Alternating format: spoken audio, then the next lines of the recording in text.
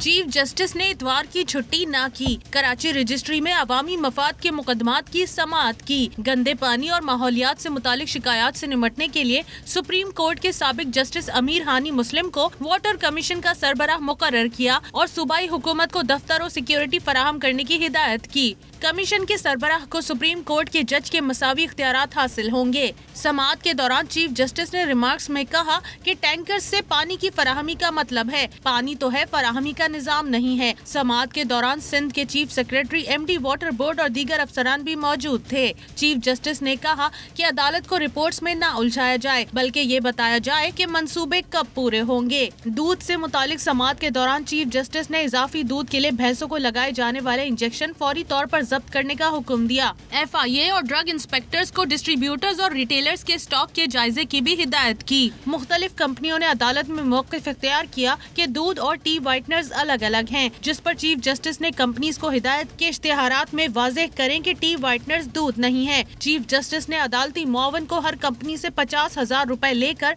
हर brand के मुआयने की हिदायत और 2 हफ्तों में रिपोर्ट पेश करने का हुक्म दिया। अदालत ने मुज़िर सेहत दूध का पूरा स्टॉक मार्केट से उठाने की हिदायत भी की। अदालत ने कसीरुल मंजिला इमारतें बनाने पर पाबंदी से मुतालिक समाअत के दौरान 6 मंजिला इमारत बनाने की इजाज़त दे दी।